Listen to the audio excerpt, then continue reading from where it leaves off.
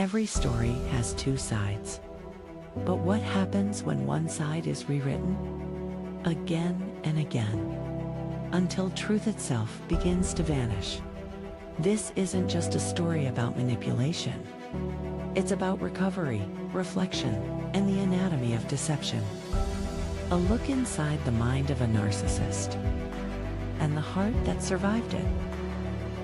You're listening to Diary of a Narcissist, where truth finds its voice again. Trigger warning and support notice. This episode of Diary of a Narcissist includes sensitive conversations around suicide, addiction, emotional abuse, and references to violent behavior, including murder. These topics can be deeply triggering, especially for those who have experienced trauma, loss, or mental health struggles. Our intention is not to sensationalize or diagnose, but to bring awareness, compassion, and understanding to complex human experiences. We encourage you to listen with care and self-awareness. If at any point you feel uncomfortable, please feel free to pause the episode, take a break, or skip this one entirely. Your emotional safety matters more than anything. If you or someone you love is struggling or in crisis, please know that there is help, there is hope, and you are not alone. In the United States, you can contact 988 Suicide and Crisis Lifeline. Call or text 988, available 24/7. Crisis text line, text HOME to 741-741. International support can be found at findahelpline.com.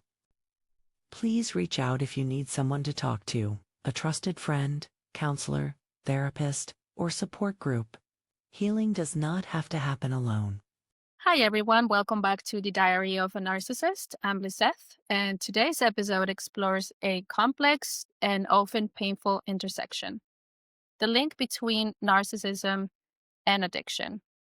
Addiction hides pain, narcissism hides shame, and when the two overlap, it creates a cycle that consumes not just the person struggling, but everyone around them. Joining us today is someone who has seen that intersection up close. Stevie, a counselor, a pastor, and a leader of an AA group who's helped countless people rebuild their lives. And as always, Jason is here with me as we unpack the patterns that keep people trapped and what real healing looks like. Stevie, would you mind telling our audience a little bit about yourself and the work that you do? Sure, listen. Thank you so much. Well, as you said, my name is Stevie B and Stevie B Boyarsky. The reason I have that is because in Alcoholics Anonymous, we usually go by our last initials. Boyarsky is a little bit of a mouthful, but B is a lot easier. Right. So my background is I came from a great family, and I became a drug addict and an alcoholic, and to no fault of my family, and was around addiction most of my life. And being a recovery pastor now for the last 24 years, and being in recovery for the last 31, been around a lot of different makes of people, being a counselor and doing all the different things that we do, that Jason and we get to do in the program of Alcoholics Anonymous. Right. And you've been such an instrumental part of Jason's recovery. He's always speak highly of you and the work that you do with him and other people, of course. And I wanted to know, from your point of view, by your expertise and your experience working with addiction recovery, do you see a link between narcissistic traits and addictive behavior? Well, as you know, I didn't know much about the word narcissist. I mean, I know of it, and I have the capability of being a narcissist on any given day. Mm-hmm. Of And a lot of us do. course. But I didn't really have a full meaning of it until I saw a couple of your podcasts, which I think are fantastic. If someone's watching this for the first time, I would really highly recommend, don't start with this one, back up and find out a little bit more. on what a Thank you. narcissist is, and you being a survivor of narcissism, and and Jason saying that he used to be a narcissist. But I want to also tell you, and I haven't seen all the episodes. Jason comes from a background of abuse from narcissism also. So Yes. he may call himself a narcissist or recovering narcissist, but he's a miracle in true form from what he came from, that he was able to break out of that with God. I So agree. for me, my understanding is limited. I can see after just watching a couple episodes and relating that to the recovery community that a narcissist to me would be someone that has a worship disorder. Everything with me is going to be centered around God. I believe the closer we are to God, the less we are to us. I believe that the less focused on ourselves, the more focused on God, we would be less of a narcissist, or less of a selfish person, or less of a person that wants to feed our own needs. So I think a narcissist would have a worship disorder, which is something I can have on any given day. What does that mean? If I'm worshiping me, my body, my things, my pleasure, my plans and my designs, if I'm worshiping me, the disorder is out of order. It's God is first, then family, children, service, then myself. That's the order. And if I'm a narcissist, it sounds like to me that I would have put that above God. How can I please me? What can I get my needs met? I go to any length to do it. And I'm not even sure if a person, in one of your episodes, you were saying a person seeks out um, the victims. And I'm sure there are, of course. Yeah. I mean, look what happened. Jason, have you already told him about your childhood or not Yeah, yet? she knows about it. I haven't talked about it on the podcast, but she knows about it, and we'll probably get that eventually. So I'm not sure if narcissists pick out weak people, or if weak people go to that type of strong person, but I don't think there's any mold in this. I think that there's people that are broken on both sides, people that stay with a narcissist and people that are narcissists. And I know, Lizeth, that you use the word victim a lot, and I'm not taking that from anyone. I'm not taking that. But a lot of times we're volunteers. We stay in relationships that we shouldn't be in, that are not biblical, that are not godly, that do not put God first. And we stay at them because, like Jason said in a couple of podcasts ago, because it's comfortable, it's convenient. Or I can't get out of it because I have kids, I don't have money. There's a lot of reasons. There's a lot of Yes. reasons someone would fall into the category of victim. Yes. And I definitely understand that there are victims. My take on this is that if we put God first, then narcissism will become a lot less. Right. Yeah, absolutely. I agree. Right. Well, there's a lot to understand about the relationship with God and how that can help. Obviously, I cannot presume for my own that I am very knowledgeable about God as much as I like to be. Well, there's a difference between God and religion, Lizeth. I'm not saying religion. You may not be knowledgeable about religion, but you seem like a person that is knowledgeable about the spirit of God. That's a different Well, thing. I do love God, and I know that I wouldn't be here right now if it wasn't for God. Yeah. So you're not knowledgeable about religion, or you may not be knowledgeable about the Bible as much as you would like to be. Right. Well, if you ask me, hey, what Bible verse says this, I'm not going to be able to tell you that. Right. Most people, But I do put God first. yeah, I bet. Yes. First thing I do in the morning is thank God for Yeah. allowing me to wake up and see my kid's beautiful smile every Right. day. So you do know And about God.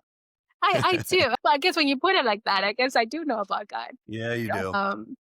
It's just not very You knowledgeable, I wouldn't have guess. been able to come out of what you came out of and be the person that you are if you Yeah. did not have a God consciousness. Yes, absolutely. And you wouldn't be doing this, by the way. This is not one of the highest paid gigs in town. So you would not be doing this for free and for fun because you want to help people, in my opinion, if you didn't have the spirit of the Lord in you. Absolutely. I Yes. agree.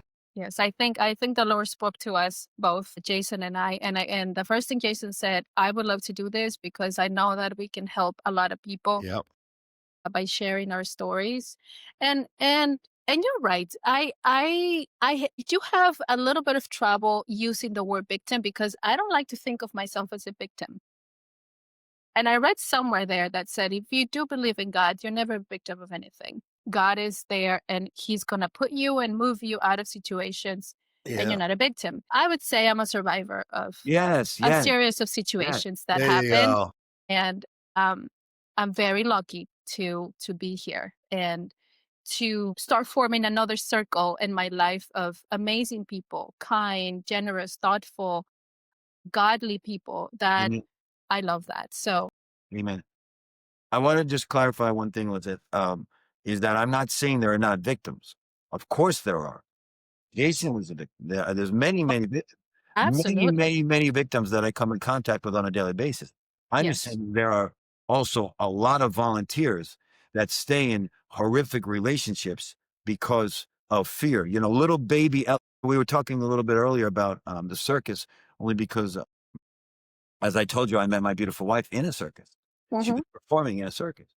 And there's something called little baby elephant ideas. And do I have the time to share them with you? Can I share a Of little? course. Of Absolutely. course. Yeah. A little baby elephant idea is the way that they train elephants, guys, is that they, when we used to have elephants in the circus or in captivity, is when they're babies, they put a chain around the elephant's leg, and then they put a giant stake in the middle of the corral or the tent or wherever it is.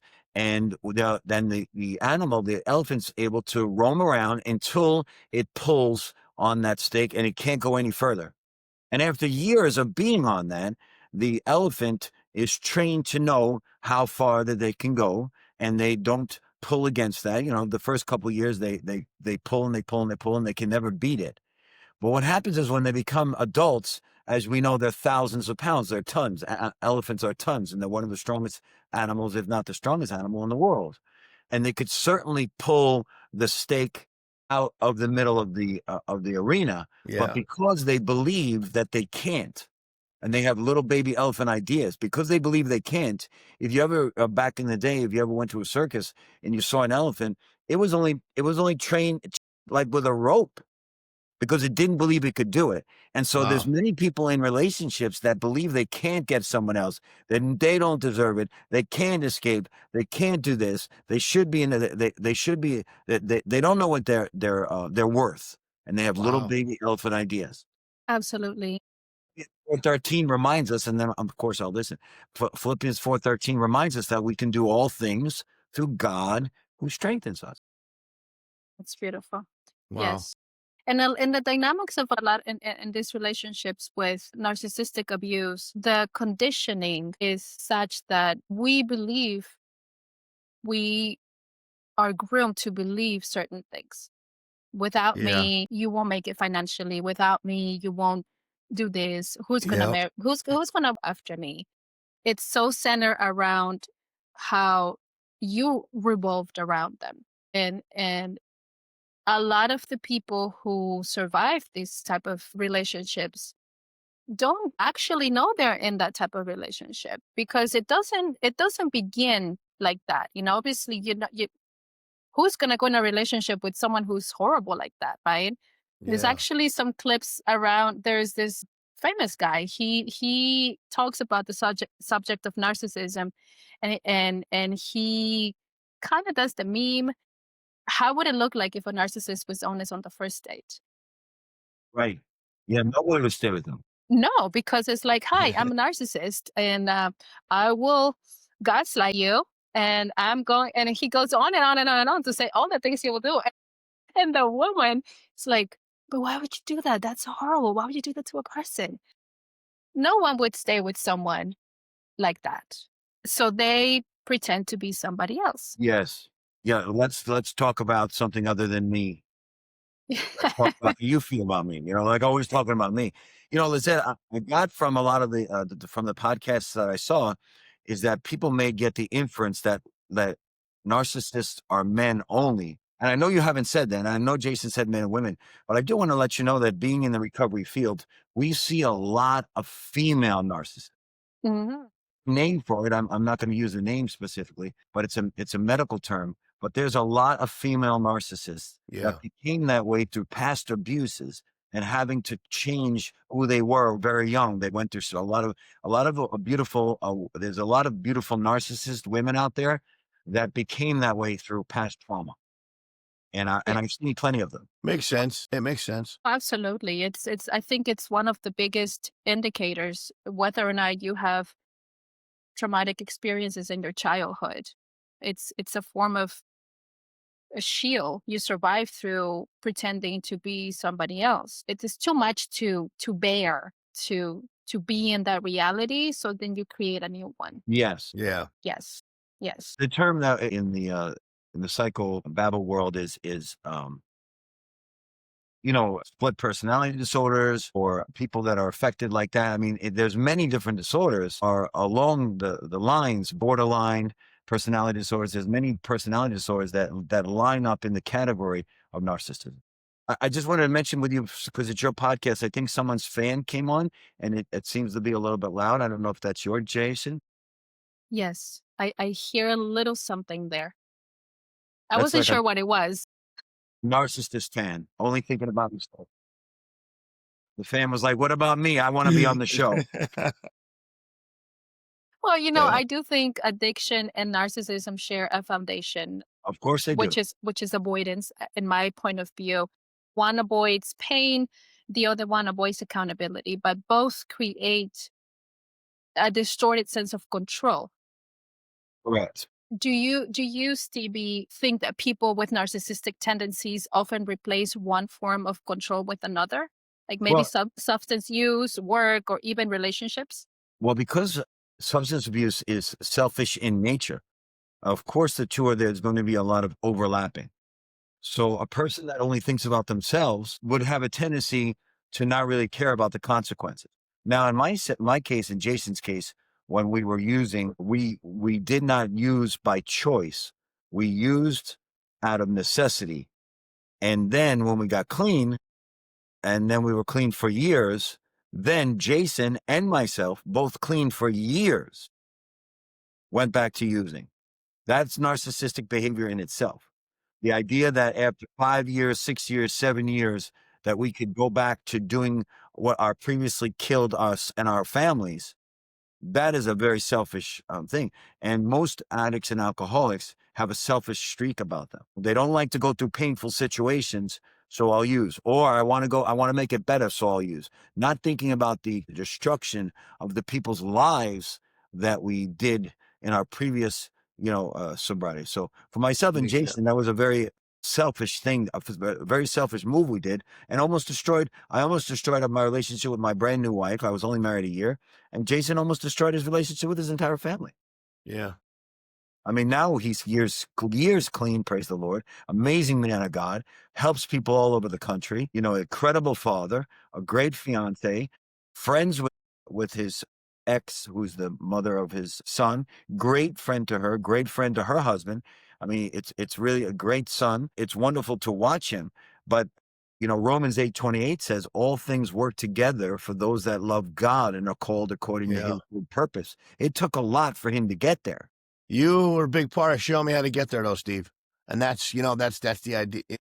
That's why I like doing this podcast, because I want to, like how you show me I was lost. I want to help people that are in my shoes, how I was years ago, to get to And you where I am certainly are today. doing that. Yeah, Hey, yeah, and I absolutely. want to caution all of us, maybe not Lizeth, because you seem very nice and normal and put together. Yeah, yeah, she is. Oh. Yeah, Anyone that's a recovering narcissist or a recovering person like myself or Jason, yeah. that's a day-to-day commitment. We don't ever arrive. A friend of mine said last week, he was a dear friend, amazing person. He was at one of our events, and he said when he used to be sensitive, he used the word, when I used to be sensitive, I know when I came in, I used to be sensitive. And that when he did that, Lizeth, he opened up the gates of hell. And then in the meeting, he got attacked in the meeting and he left out of sensitivity. So for people like myself and Jason, we have never arrived. I was a drug addict, almost 30 years ago, and I could return to that today. I was a person that was addicted to every sexual thing that there was under the sun, and I could return to that today. I know that there's nothing good that lives in me apart from God. Yep. I've never arrived. I had a pastor, Lizeth, that was a pastor of a 20,000 person church, and he came to our meeting and he said he doesn't need the 12 steps. He only needs one step, and it's Jesus. And he was a great man. And 2 weeks later, he was found out having an affair. Wow. that means that there's no person under the sun that's arrived. Yep. Right. Nobody. No, of course. There's nobody of that course. arrived. The biggest narcissist of all time that I know about is King Nebuchadnezzar from the Bible, and he made a giant statue of himself. And he made I'm sorry, go ahead. No, I'm sorry. I think my brother is a pastor too, and I think he was talking about that character. Actually, was he praying to God that he would made him seen, that he would be seen by the world Because of the statue? Is the He same made a character? gigantic 30-story statue of himself, and he put a ruling out that anyone that passed it would need to pray. And he looked Wow. over his kingdom and he said, "Look how amazing I did." And what God reminded him by taking him and taking his sanity away, Lizeth, he took his sanity away, and he made him eat grass for the next 7 to 8 years as like a cow grazing in the meadows. He took the king and made him eat grass in the meadows for 7 to 8 years. The reason it's been 7 to 8 years because I'm not sure if it's 7 or 8. To show him, listen, you are not me. Nobody here is God. Yeah. And I think the people that are true narcissists, I think they have a God complex. Absolutely. Really do. I think that they believe they're God. You know, Yes. Steve, my experience being with friends with the narcissist, knowing that he truly is, a few of them, and wow, yeah, you just said it. These guys really thought that they were unstoppable. Nothing can stop them. And they may be unstoppable here on planet Earth, Jason. They Well, may be. I know some narcissists. They got stopped eventually. That are unstoppable here on planet Earth. Yeah. But it's not the goal, Lizeth. No, it catches up to them. No, you're right. But it always it catch up to them. It catches them. Here or there, it's catching up to them. Yeah. You don't get to be a narcissist. No. Let me tell you something. There are no narcissists in heaven. No, there's not. Nope. Doesn't mean they can't recover and ask for forgiveness and be redeemed before, but nobody goes to heaven believing that they're God. That's They're a not relief. having a meeting like this in heaven. No, he knows your That's a heart. relief. You ain't That's a getting away relief. with it. That's for sure. But shame sits at the center of both, I think, addiction and narcissism. One hides with substances, the other one hides with superiority, right? The God complex. I'm superior. I'm above everybody I love else. it. In your sessions, Stevie, do you notice that shame is often the root of both? How does that shape recovery? Well, you were cutting out a little bit, so I apologize. Yeah. Some of the words didn't come through. Or you speak Spanish. I'm not sure, but I didn't want to. The question is, in your sessions with addicts, do you notice that shame is often the root of both, that being the addiction and also having narcissistic tendencies or traits? Of course. How does that shape recovery? Well, first of all, most addicts are shame-based. Even in recovery, I could be shame-based. I wanted you to know that I have a food disorder even to this day. It's embarrassing for me to say. You can't see it in my weight because I don't show it in my weight because I go to the gym and I do all different things to keep the weight off. But I have a night eating disorder. Every single night, unfortunately, at 2 o'clock in the morning, I turn into a crazy person and think that I'm starving. And that's a night eating disorder, it's called. And reason I share that with you is because when I get shame-based, I wake up in the morning and I go to the sink and I see that I eat the chocolate bars or something. And immediately I want to say to myself, I'm a piece of garbage. That's my immediate shame-based reaction to what I just did. Now, I didn't kill anybody. I didn't cheat on my wife. I didn't look at pornography. I didn't leave the house. I didn't spend money. But I eat and I feel bad about it. Right. The reason I tell you that story is my initial reaction is you're a piece of garbage. My second reaction is, and I get on my knees, I ask God for forgiveness for gluttony because I do need to do that. I do need to repent of my sins. That is gluttony. And then the next thing that comes out of my mouth is, I'm not a bad person, but I do things that are not healthy for me. So I can recover from that. I'm not saying I'm always going to have night eating disorder, right? Because I've made it through some nights. But most of the nights, unfortunately, I have fallen. That recently we now are locking up the cabinets, which seems to be working a little bit better. I got that little tip from Reddit. There's a couple 100,000 people in the United States that have that, and they said you must lock the cabinets. So at 58 years old, we're locking the cabinets, if you can believe it. But the reason I bring that story up is because if I go to myself that you're a piece of garbage for what you just did, the next thing I'm going to do, Lizeth, is reach for another sin. If I'm already garbage, what does it matter if I continue on the garbage path? Yeah. What do you have to lose? If I don't switch it to, it's okay to have some correction, like God's saying that's not the way you need to live. It's okay to have some correction, but not to be shame-based where I'm a piece of garbage.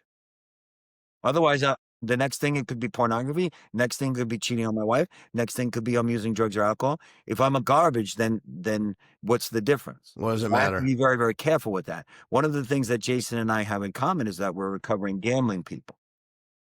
So we don't gamble. I mean, I don't think Jason No, gambles. I don't gamble. We don't gamble. He loves sports. He knows everything about sports. He has a beautiful, in that room that he's in right there in his beautiful house, Yeah. there's a beautiful sports complex. He has Right. all these different beautiful, beautiful things about sports, but he doesn't gamble because that will bring back the shame and the guilt of what he used to God, be. yeah. That's what took him out last time. Yeah. Do you think, I was with a gambler as well, but do you think either they're forced to leave it or they choose to leave it? Do they pick something else up because of the lack of understanding and knowledge that without God, you can't get there? That's Jason's question. Doing the daily work. I don't think if you leave an addiction, like if I quit gambling, like if I was just finished, I quit gambling yesterday, I'm going to pick up another addiction today if I don't find God. That's the bottom line. If I don't have God or Jesus or a relationship with the Lord, I know, Stevie said it before, I'm screwed. There's no other way. There's nothing that's going to fill that void except for me, Jesus for me. That's it. Yeah, for us. It's the only thing that's going to fill the void. And I then can use sex, porn, right, candy, sugar, movies, horror, because this horror movies. Shopping. Right. Shopping, Amazon, Yeah. like horror movies for me. I love horror movies. It's the scare part. I love that. But now I can't, this is funny because we were talking about this yesterday, me and Heather. I can't find movies that scare me anymore. It's like an addiction. So I'm like always searching for something to get me out of myself. Now I have Jesus and God, but I catch myself doing that. But yeah, you're going to keep jumping addiction to addiction to addiction if you don't have Jesus. I noticed that. How do you, Stevie, how do well, you? that was amazing. What? That was amazing what you just said. Yes. He has a lot of insights, let me tell you. I have learned so much from Jason, and I'm gonna go off topic, but For the record, it's experience, not knowledge. Experience. No, experience is knowledge, and your own experience, right? Yeah. And Jason is godfather to two of my boys. Oh. My two boys. He's the godfather of them. And I wasn't very close to Jason, not by choice, but whenever we could, we hang out, and he has been such a light in the darkness that my life turned out of the sudden. Him and Heather, they have sat on the phone with me for hours just to hear me out, just to listen to my average 3 hours. That is God. That is God telling you this is the way, and get close to these people, because I've learned humility from Jason. I've learned that you can be in the worst place of your life, the lowest of the lowest, and if you commit to loving God and taking him into your heart, he's going to transform your life. And I don't want to cry. I don't want to look like a raccoon, but what a beautiful thing that is, to learn. And I told him, this is why I picked you to be my kids' godfather, because I know that one day if they ever find themselves in trouble, he's someone they can talk to. I agree. Have an honest conversation with. Praise God. Yes. Lizeth, I want to share with you something. You would not have been saying this years ago. So the reason I mention that, wait. The reason I mention that is not to put Jason down. It's just, if anybody's watching this and they're still caught up in addiction, understand that you can't become where Jason is at, and he couldn't become where he's at if he was not willing to get help for his problem. He had to admit that he was powerless over his addiction and that his life became unmanageable, and he needed to reach out for help. Cannot become a godly person like that you're just speaking about, like Jason, if you do not be able to put God back on the throne and put addiction where it needs to be, underneath God's feet. And how did he do that? He had to get help. So that's where I can help. You know, we have a faith-based recovery center. I don't know if Jason told you, JC Recovery Center. And we can help the people get clean so that they can then find God. Yes. Or get back in touch with God. Right. Yeah. Because And what would that's you say? using drugs and alcohol. Last thing I want to say, that's also a worship disorder. We're worshiping the drugs and alcohol instead of God. We're worshiping the drugs and alcohol instead of honoring our family. We're Yeah. worshiping the drugs and alcohol instead of honoring our jobs, our relationships. That's another worship disorder. Wow. Yeah. What would you say, though, Stevie, to survivors of narcissistic abuse? How do they find this help? Because we also need help navigating life after abuse. My wife joined a program called Al-Anon, which is a program that helps Yeah. people that have been in relationship with addicts and alcoholics. My mother joined a program called Gam-Anon, which is for Me the too. family. Okay. So my I'm mother's familiar. my Yeah. mother's a very active member of Gam-Anon. She's been an active member of Gam-Anon for 35 years. That's for family members of people that are that have come out of the use of gambling. And my Yes. wife joined Al-Anon, which is from the abuse of alcohol and drugs. And these are the type of support. There's CODA, there's Codependence Anonymous, which is awesome. That's people that have probably been in relationship with narcissists, Yeah. codependent relationships. That makes sense. There's so many incredible support groups out there. You know, the only bad support group, I'm telling you, the worst one. You know, the one you don't want to join, the one that you're The one that you're what? I'm sorry. Cut out. you're the only member. Oh. Oh. Yeah. Yeah. Because then you have Don't no want to support. be here. You have no That's true. support. No, that's true. That's the only terrible support group. The one that you're the only member, because then it's you, yourself, and you, and let me tell you, my grandfather blew his head off. My Wow. grandfather committed suicide. Not JC that you know, Jason. Yeah. JC that gave me the money to start JC Recovery Center. Amazing man. You've met him. Not JC, but my dad's dad, took his own life because he just couldn't handle life on life's terms after my birth father passed away. And so the reason I say that is suicide is a real option for people that do not get the help of a support group. Yes. It shouldn't be a real option. It's a tool of the devil. But if you don't get into a support group, then there's no iron sharpening iron. And you can come up with the idea, you know what, I can't make this. This is too hard. I'm a failure. I'm a loser. And then nobody's there to tell you, no, that's not true. Right. Jason and I support each other all the time, even though I came before him and I was his sponsor. We call each other all the time. Hey, I had this crazy thought, and I'm feeling like a little bit worthless today, and we encourage each other. Hey, you're not worthless. You look at all this good stuff you're doing, because where does that word come from? Worthless or fearful? It comes from the devil. God doesn't give you a spirit of worthlessness or a No. spirit of fear. It comes from the lower power, the same one that tells narcissists that at all costs that they could be more powerful than any other person around them. Don't worry. Like what happened to Jason when he was a little child, and the person that was abusing him told him, well, you know what you're going to have for Christmas? Nothing. You're going to get nothing for Christmas. You're going to get coal. That's a narcissist. That's Yeah. evil. Yeah, he was narcissistic. Yeah. Big time. Big time. I know it's hard for you. It's hard for him to hear those stories because he's so far removed from that. And he is so far removed. Yeah. They don't bother me now anymore. No, I know that. Yeah. Listen, it bothers me. It bothers me. I just, It bothers me. I cry every time I tell that story. yes. I've cried Yes. on that story more than Jason's cried. I've told that story 100 times. I think the courage to forgive, and I know that all comes from God, to forgive the type of abuse that he went through. It's amazing. Most people that have Yes. been through what Jason's been through and what his family's been through, they're in either prison or dead. Yes. Yeah. Or they become horrific abusers. Worse. Yes. Those are the options. And Absolutely. even though Jason had narcissistic tendencies in the past, and he did, he was never an abuser. Yeah. Only of himself.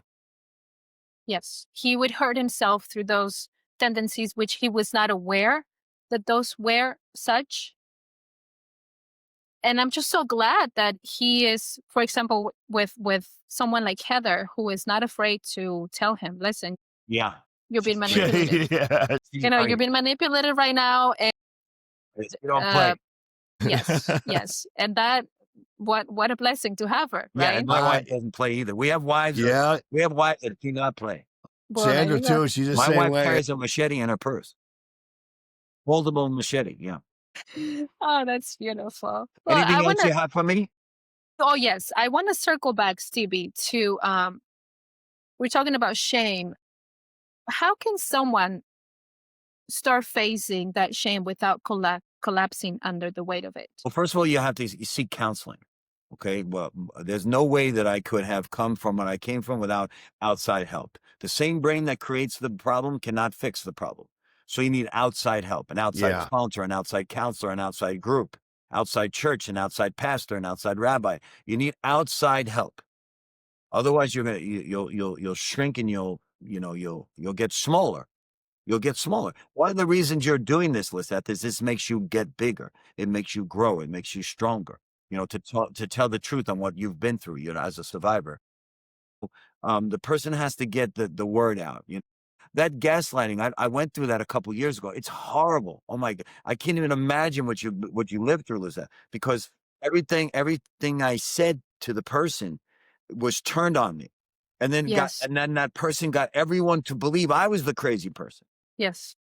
That happened to me only just in the last 10 years. Right? It came around and made everyone like, no, he's the one. He's the one. He's the one. Yeah. Until they saw for their own selves. Thank God it finally came out. Yep. All things that are done in the light and the dark will stay in the dark. But Right. when they come out in the light, everyone sees them, right? Everybody. Yeah. And it's exhausting trying to defend yourself. Yeah, I'm not crazy. The moment you say I'm not crazy, you look crazy. Exactly. Stable. And in recovery spaces, humility is essential. But humility and narcissism do not easily coexist, as you're obviously aware. One requires surrender, the other one resists surrender. So surrendering Well said. Wow. your passions, earthly passions to God, and just relinquishing all control to God. How does someone struggling with narcissistic approach surrender through Christ when their entire disorder it's built on control? Well, that's amazing and but easy question. When we ask Christ into our heart, when we say, Jesus, we believe you are the Son of God. We believe that you came and died for our sin. We ask you to forgive us of those sins, and we ask you to wash us clean. We've decided today to follow you now and for the rest of our lives. And we say that specific prayer automatically. That's the prayer of surrender. We call that the surrender prayer. And well, how did you ask Jesus into your heart? Well, Jesus has always been in my heart. I grew up very religious, but I had a fallout of religion when I was in my teen years. And I was forced to be away from my family for long periods of time. And I think Jesus was always my refuge. But Silently, I guess. you never said to him to live it. You never asked him? No, Wow. You should. no. That I would It's a game changer. Would you like to do that right now? yes, I would. Yeah. So why don't we just close our eyes? Okay. And we just sit and say this prayer. Dear Jesus, Jesus, I believe you are the Son of God, I believe you are the Son of God, and I believe you came and died for my sins.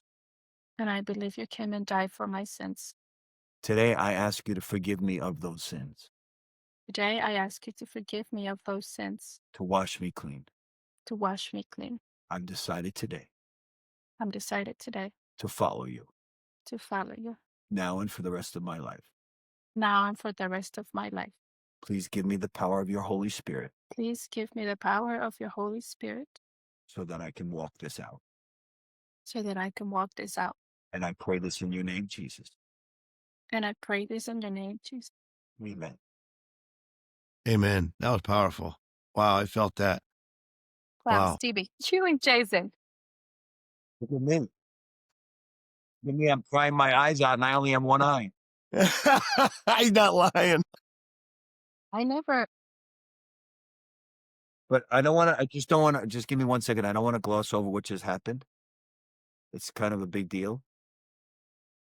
The Bible says that there's 10,000 angels in heaven that are rejoicing right now, because as good of a person you are, for you to have God ask, for you to say to God, please forgive me of my sins, to wash me clean, it's a big deal. It's a big deal for the kingdom. It's a big deal for God. And if one person watches this today and they say that prayer, Lizeth, this podcast will be worth it forever. Yes, I agree. So congratulations on that decision. Embody into your heart, guys. It's what a feeling. Wow. What a So you feel feeling. that, didn't you? Feels good. Thank you. Thank you. I don't want to sound ignorant. I just didn't think that was something you had to do, embody into your heart, like Jesus into your heart. It's just That's that voice. That voice says you don't need to do it. It's the devil all the time. You don't need to do that. You don't need to do that. You don't need to do that. Yeah. That's not you. That's the devil. He's It's very such sneaky. entitlement, right? Though you think you don't have to do that, and like now, if I think about it that way, what entitlement! And it's so humbling how the opposite it is when you invite him into your heart. Thank you so much. You're welcome. And you know what? You may not My have. heart is pounding. My heart is pounding. You got 10,000 angels watching over you 10,000 now. angels Wow. are watching right now, and you may not have to. I'm not saying a person has to, but when a person does, and Jesus comes into the heart, and I'm not saying he wasn't there 5 minutes ago, but when Right. when you're intentional about asking him, and then you could just feel the Holy Spirit. The Holy Spirit was in this was in this call between Yeah. the three of us. The three of us were all crying. It wasn't. This Yes. is real. It is. It is. Now I see why Jason raves about you, Stevie. It's not me. It's what he loves inside me is the God that's inside me. Yeah. Yes. And the God, what we have right here, the three of us, is the God that's inside us. And Same with me. what happened with Brody is that he has two parents and now step parents that breathe this Jesus into him. And this little boy Brody that's 10 is a Jesus guy Yes. because they're all breathing it into him, which is amazing. So the God that's in me that breathed it into Jason now breathes it into Brody, and Brody's going to be the most powerful of all of us. He's going to know more Bible than I do. He's powerful. This kid is powerful. He See, this reminds is me when I see him, he's like, you need more Jesus. He makes oh, me pray every night. He comes out before he goes to bed. He'll say, Dad, come pray with me before I go to bed.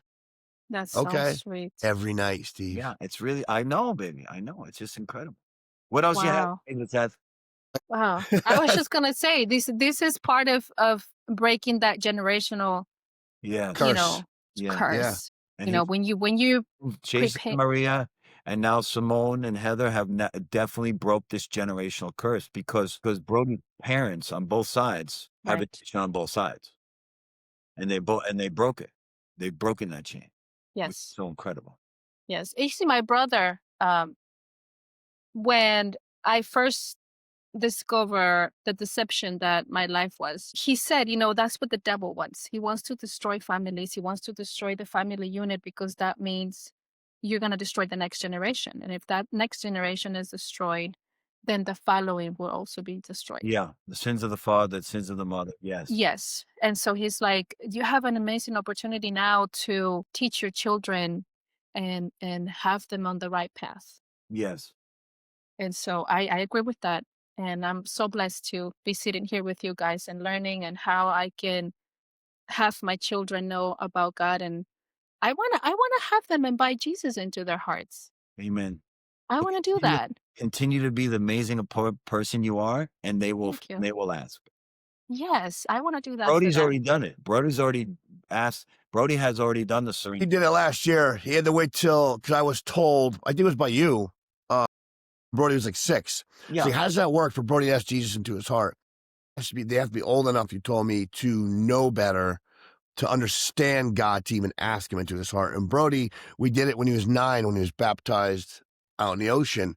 Yeah. Remember with Sandra? I saw the video.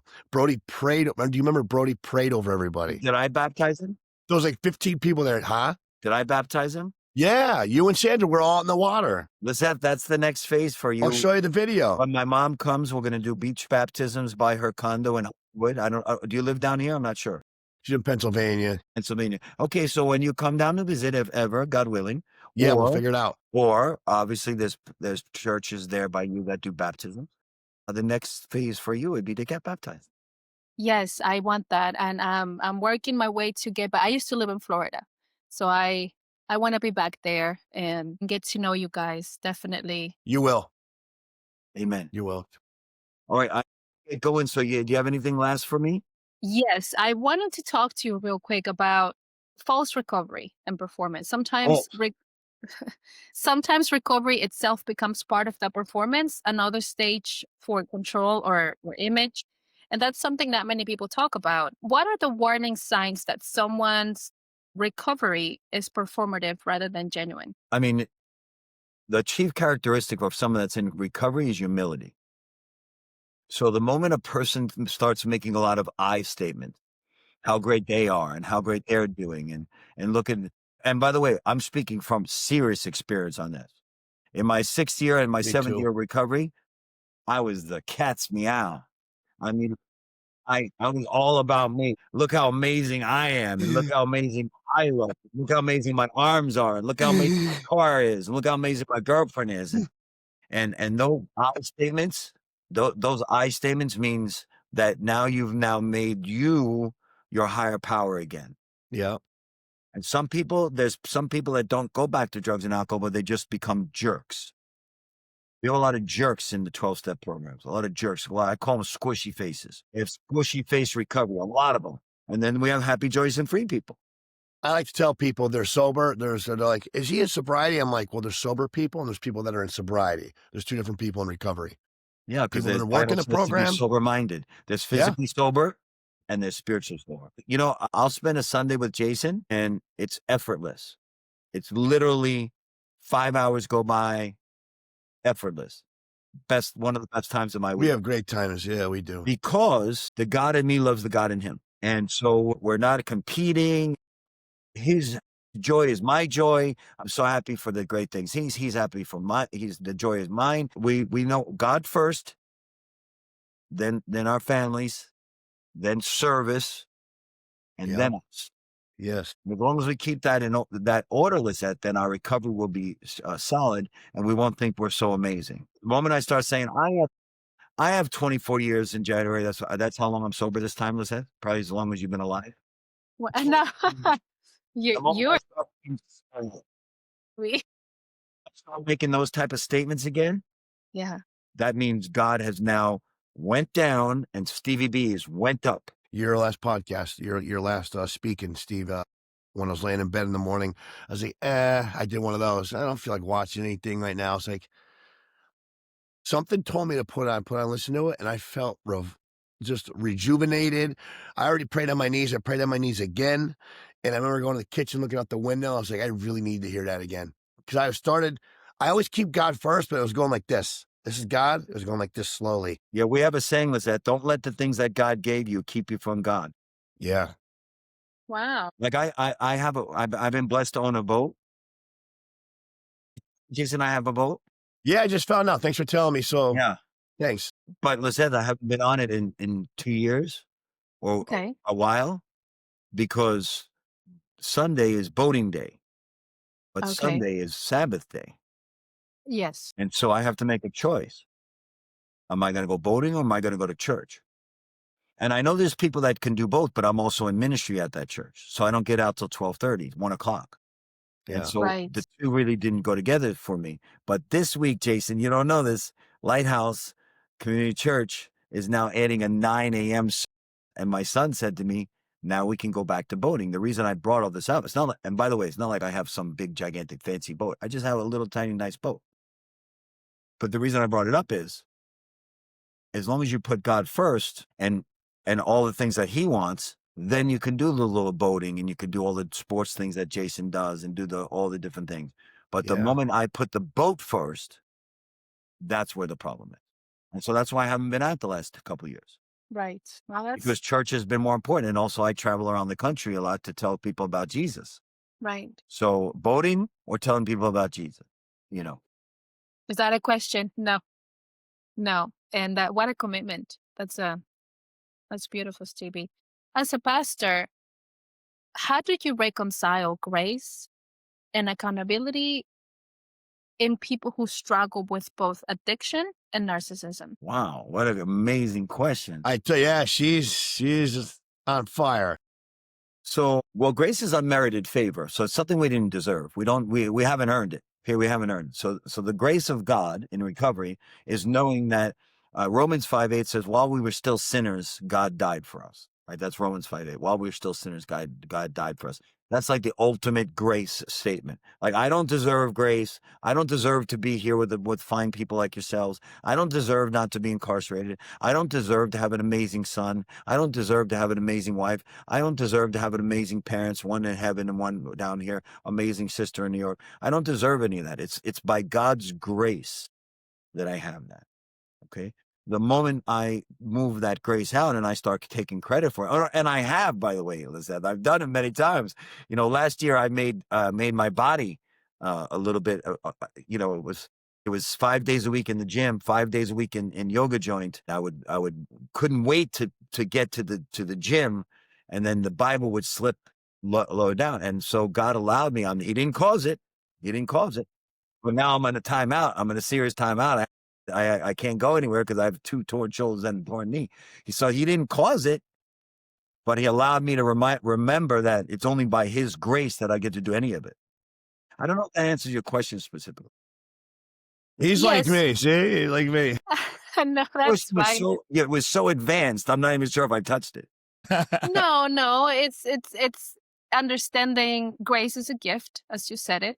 And how do we reconcile both, right? Grace and accountability. We have to be accountable, like you said. Well, God, faith without works is dead. Okay. So, there's grace, but there's also work. People get this always confused, and Christians get this confused all the time, Lizeth, that, well, I'm not saved by my works. Yeah, of course you're not saved by your works. Jesus did that on the cross. You're not saved by your works, but your works show that you're a believer. Like, right. this podcast didn't go on unless you did all the things you needed to do and set up the thing and sent me the questions and Yeah. invited me here. So you could have all the grace in the world, but if you don't do the work, Right. you don't get anything. So it's Absolutely. this amazing balance between faith and work. Yeah, we are here by God's grace, but I could still continue to sin, Of course. right? Yes. I still have to work out my Absolutely. salvation with fear and trembling, which Yep. means that, it's good. I have a healthy fear of God, Yeah. a good fear. Yeah. Otherwise I would be, I wouldn't be as close to paying attention as I need to be. I never understood that, Steve. I mean, to cut you off, but what's a healthy fear of God? Why would you fear God? I'm like, oh, now I know what it means now. Oh my God, I don't want to disappoint him. I don't want to make sure watch what I'm doing, cursing, lusting, or cheating. So I know I'm going to disappoint him. I'm afraid to hurt, Yeah. do things wrongs in front of him. So I fear God. I definitely fear God. It's a wonderful, healthy reverence of God. Yeah. I agree. Like, I want my Jason, son to have a healthy reverence of fear of me. I do. I don't want to you know, beat him, but I would rather him honor the rules of the house, which he doesn't. Don't touch the yes. iPad before breakfast. Don't make your bed, brush your teeth. Yes. I have to say these things. You have 4. I only have 1. I have to say these things 3 times a week. Oh gosh. I just gave them 5 core rules for our household, and that if they break them, they get immediate consequences. And they memorize them They get a today. pow. Yeah, So- she's actually, I love how she mothers her what kids. are She's they? very strict. I'm sorry. What are they? The rules. Rule number 1: speak respectfully. Beautiful. You're not going to name call anybody. You're not going to raise your voice at me or your siblings. So honor God with all your heart, mind, body, soul, and strength. Okay, good. Yes. Rule number 2 is, look at me. I give them the rules and I don't remember the rules. Well, I put you on the spot. I'm sorry. No, that's okay. Rule number 2 is use calm down techniques. Whenever you feel the rage come, whenever you feel that you're overwhelmed, use the techniques that you've been taught, right? Which Breathing. is You taught him Right. breathing? Yes, breathing work, Good. grounding work. Good. They walk around barefoot, but sometimes I take them out real quick. They ground themselves and then they're brought back to the Very present. good. And Excellent. Yes. And then they also have do not involve yourself in adult matters. Your only concern is to be a child. I So don't. should Vote vote for Yes. Brody. I need to Yes. with me. So that's another one. And I have two more. Let's see. Oh, uh, do what you've been asked of the first time you've been asked of. If I ask you to clean up the first time, that's when you do it. I don't have Brody to needs ask to you learn that one. 1,000 times. Yeah, Oh, that's nice. Yes. That's good. And Brody the needs that. last one, did I already say 5 or is that 4? But we get the spirit behind it. But you didn't Yes. bring up any cleanliness? Cleanliness, like, no. No, that's great. Yes. I can't imagine for how much 4 kids leave a mess. It must be insane. My goodness. Well, that's what I do struggle with that, actually. I have my youngest is 1, and he started to be extremely Well, he's what? You know, Oh, he's active. running. Yes, Yeah. yes, Yeah. cut him a yes, little break over there, the 1-year-old. yes. But Yep. you know, I heard your story, Stevie. Jason shared the link to your speech last week. I think you were traveling, and the trouble you had adopting and conceiving a child. And if I'm honest, when I heard it, and I know this is the story for many people around the world, it kind of lowers your irritation that you may have sometimes, because you realize you've been blessed. It doesn't. I wish it did. It doesn't because For because me, like, I don't want to complain oh as much. oh You know I- what I mean? for Like, me I don't want to. Yes, like, I don't want to be like, oh my gosh, they're driving me crazy. They do sometimes, Sometimes. and I'm doing it on my own. So it's you're a very grateful person, Lizeth, Yeah. and I see that. thank you. And people that can have children or have children, I consider myself having a child because my child is amazing. Yes, Whether you adopt or you have children, we're all blessed. yes, Blessed because there's plenty of people that can have children. They can adopt. They lost their children. Their children are in heaven. My yes, dear friend that I'm going to see next week, great, amazing man. Both his twins died in a swimming pool at 2 years old. So we're very blessed. Our children are here and they're healthy and having children is a blessing. But Jason, guess what he did? Guess what he did? He stayed sober and he Yeah. started a foundation where he puts fences. He made fences around pools, very economical, and Wow. he invented a kit that people can buy this kit and put in your own fences around the pools. He's just an amazing Paul D from Wow. Anonymous, amazing man of God, Paul D. And I'm going to see him. Oh, I'm going to see him at the Poconos event. That's amazing. Pogo, Nice. Pennsylvania. Oh, He turned his pain into a ministry. Wow, you'll be close to me, Stevie. Yeah. It's interesting. I've been working with 2 people now to get them on the podcast. One of them, I don't know if you heard of Amanda Ross. She was killed in 2009 by her ex-partner, and he had a restraining order against him. However, he still went to her house, hid behind the bushes, and shot her. I've heard of that. Yes, of course. And because of that, her family advocated for a law to pass in Kentucky, which would enable GPS tracking in anyone who has a restraining order against. Wow, that's fantastic. Yes. Recently, I heard this story of a mother who she was divorced, had 1 child, a little boy, a beautiful little boy, and they super high conflict relationship and divorce and parenting. It was her day to pick up the baby, and he wouldn't answer the phone. The dad wouldn't answer the phone. It was early in the morning. He wouldn't answer the phone. Went to the house, wouldn't open the door, wouldn't answer the phone, and she started to get really worried. So she calls her lawyer, said, "Listen, I need to get the baby. I have a bad feeling. Something is happening. Why is he picking up?" Long story short, she was told, "Go to the courthouse, see if that you can get a special order that you can pick him up." Right? Police was on the scene, and she's like, "I'm the mother. It's my day. I have the right to pick him up." And they were like, "There's nothing we can do. If he doesn't open the door, he's still in custody of the child. Nothing we can do." Oh my gosh. yeah, that's horrible. They deny her the they disapprove of the order, right, to pick up the baby. It was, I think, 2 or 3 a.m. Cops at her house. He killed the baby and killed himself. And so, Listen, anywhere the absence of God is the presence of evil. Yep. Yep. Now, that's the bottom line. I'm going to give you my last words on this. Trusting God is a act for all of us. It's an act of will, turning our Yeah. will and our lives over to the care of God. And we live in a society today where things don't make sense because the enemy has fooled a lot of people, yes, There's things that don't make sense. That doesn't make sense. There's a restraining order out there that there's things that don't make sense. The things that are going around the world right now, they don't make sense. But we have to remember that God knows what's going on, right? And all things do work together for those that love him. And that story is horrific. And I bet you that there's still a blessing. Not that that's a blessing, but I bet you some blessings have come from it for the Yeah. people that turn to God in the face of calamity like this. Like my friend Paul that lost his twin yes. in the pool, and he started a ministry for people that they can now have fences around their pool economically. So I'm That's sure that God is using this in this beautiful woman's life. Somehow she's turned to helping people. I don't know the specific story, but what you why.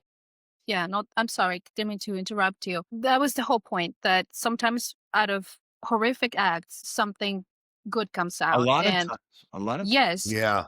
and that's the conversation we're trying to have with her, that she should advocate and start a movement so that courts understand that there are certain situations sometimes where these horrible things can be prevented. Yeah. Just like Amanda's law is a law in Kentucky, that's right.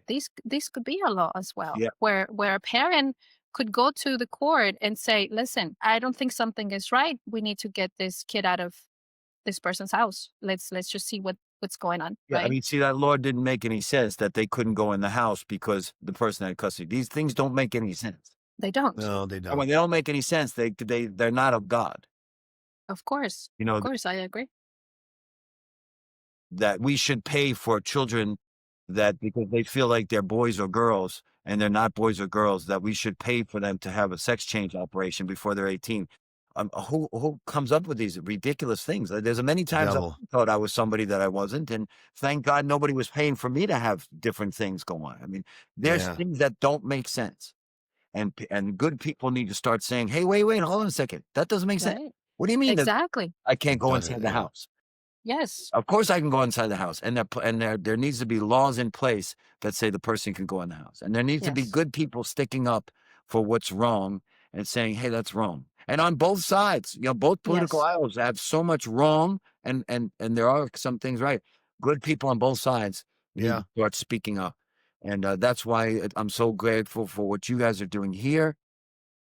Let me know. I support it in any way. I'm going to let people know about getting on the podcast. You guys are amazing. Thank you, Stevie. Incredible. Thank you so Stevie, much. thank you for coming on. Yeah. And guys, let's close these. Addiction says, I need something to escape myself. Narcissism says, I need something to prove myself. But healing says, I need to face myself. The truth is, recovery isn't just for the addicted, it is for everyone who's been caught in the chaos. Grace and accountability can coexist, but only when honesty leads. Stevie, thank you for sharing your insight and wisdom with us. Yeah. Thanks, Jason, Steve. as always, thank you for helping us bring Thank truth you. to the surface. If today's episode resonated with you, please subscribe to our YouTube channel, Spotify, Apple, and Amazon Music. Remember, you're not alone and your healing story matters. If you need any insights, any help, any guidance, please don't hesitate to contact us. Stevie here has different resources. If you're Yes. in Florida, you can definitely reach out to them and perhaps even join them. So we'll put some of that information in our caption for Perfect. this episode. Absolutely. Thank you, guys. Thank you Thank so you. much. God And bless we'll you see guys. you next Thank you week. so Thanks, much. guys. It's such God an honor. bless. Thank you, guys. Thank you. See ya.